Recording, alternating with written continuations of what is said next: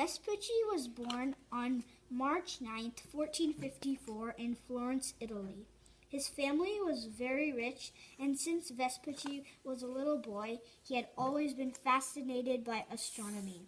He was also fascinated by explorers and voyages, and always dreamed of having an adventure of his own. That dream finally came true in 1499 when he finally got to go on an exploration of his own. Let me tell you a little about him. He was taught by his uncle and became a businessman and became very involved in trading. This is how he became familiar in the regards of ships. In 1491, he moved to a city called Seville in Spain, where he still remained a businessman and a trader. He was most likely present when Columbus returned from his first voyage to the New World. It is certain that Amerigo helped prepare his ships for Columbus's second and third voyages. Later, Vespucci's father forced him to become a businessman.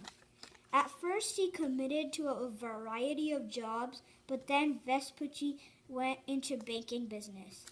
Even though Vespucci liked his work, he longed to explore.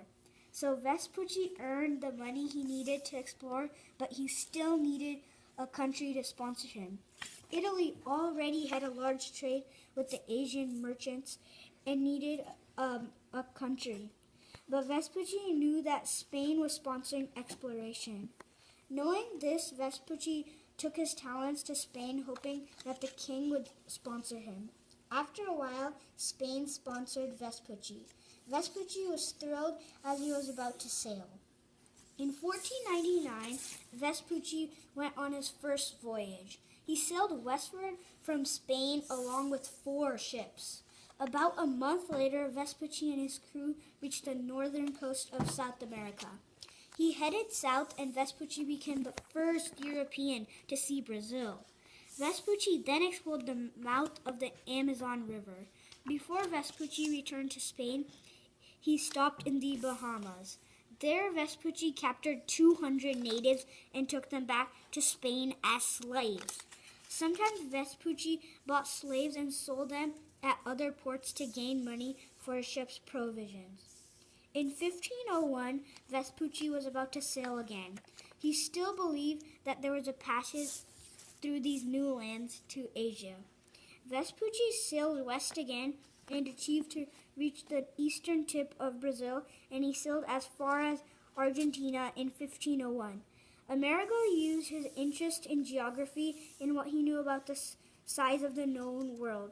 Amerigo had a new discovery on his estimate of the world's size. When Vespucci had his final estimate of the world's size, it turned out to be 50 miles of the actual planet Earth.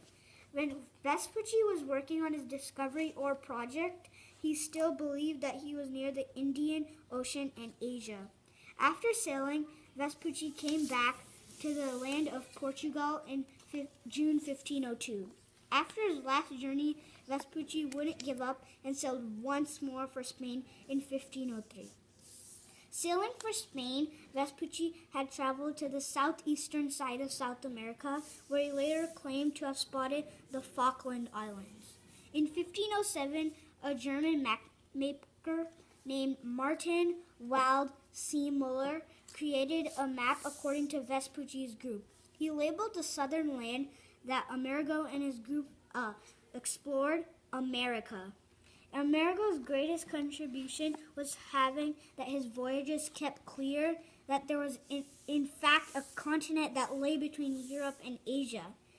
In even later years, more explorers rolled in informing that there were not just one, but in fact 2 large continents between Europe and Asia. Both continents were named after Amerigo Vespucci. After many years of hard work and set goals, Amerigo Vespucci was found dead in 1508 due to malaria. He was only a shy over 58 years old. Malaria was a kind of disease that spreads by person to person by a particular type of mosquito. Amerigo caught the disease in one of his many voyages. Overall, Amerigo Vespucci will forever be remembered. Rest in peace.